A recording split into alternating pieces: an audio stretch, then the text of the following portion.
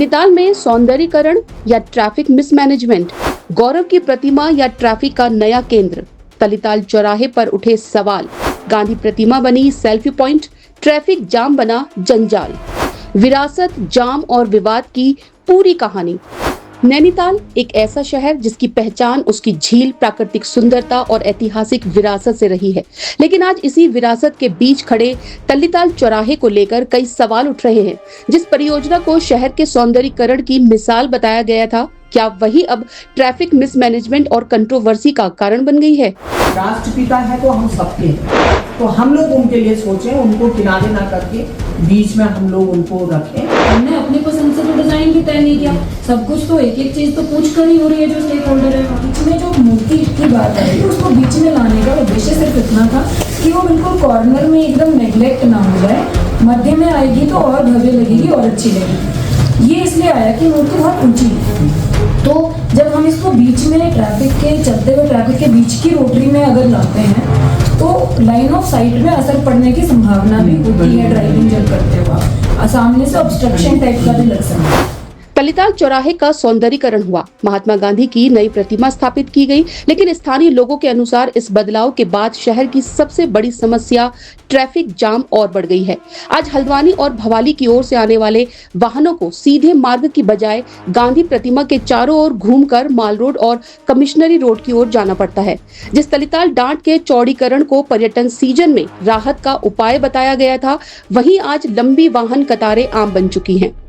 गांधी प्रतिमा के चारों ओर घूमता ट्रैफिक, मॉल रोड तक ट्रैफिक में फंसकर रेंगते वाहन और पैदल यात्रियों की बढ़ती परेशानी। ये दृश्य सवाल जरूर खड़े करते हैं कि क्या ट्रैफिक प्रबंधन को पर्याप्त प्राथमिकता दी गई या सौंदर्यीकरण पर ज्यादा ध्यान केंद्रित रहा।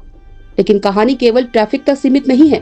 जिस प्रतिमा को राष्ट्रपिता के सम्मान में स्थापित किया गया, उसे पर्यटकों ने सेल्फी पॉइंट बना डाला है। कोई प्रतिमा पर चढ़कर फोटो शूट करवा रहा है तो कोई रील्स बना रहा है। डीएसए के महासचिव मनोज जोशी ने सोशल मीडिया पर एक पोस्ट शेयर करते हुए तत्कालीन जिलाधिकारी के कार्यकाल में लिए गए फैसलों पर सवाल उठाए। उनका कहना है कि गांधी प्रतिमा से जुड़े निर्णयों के परिणाम आज शहर के सामने हैं। मनोज जोशी का कहना है कि जब राष्ट्रपिता महात्मा गांधी से जुड़ी विरासत का अपमान हो सकता है, तो सार्वजनिक संस्थाओं और खेल मैदान के भविष्य का क्या होगा। आपको बता दें, तलीताल स्थित पुरानी गांधी प्रतिमा का स्थान नैनीताल के इतिहास और जन आंदोलनों का महत्वपूर्ण केंद्र रहा है। साल 1929 में महात्मा गांधी ने इसी स्थान पर हरिजन कल्याण के लिए धन संग्रह किया था। उस समय महिलाओं ने अपने मंगलसूत्र तक उतारकर जनहित में गांधी जी को समर्पित किए थे। आजादी के बाद 1971 में यहाँ गांधी प्रतिमा स्थापित की गई, जो दशकों तक शहर की पहचान और सामाजिक आंदोलनों का प्रतीक बनी रही। कुछ महीने पूर्व जब तत्कालीन डीएम वंदना सिंह ने पुरानी प्रतिमा को हटाने का निर्णय लिया, तब स्थानीय लोगों ने लंबे समय तक शांतिपूर्ण विरोध भी किया। उनका कहना था कि ये केवल एक प्रतिमा नहीं, बल्कि नैनीताल की ऐतिहासिक स्मृतियों और जन संघर्षों की धरोहर है।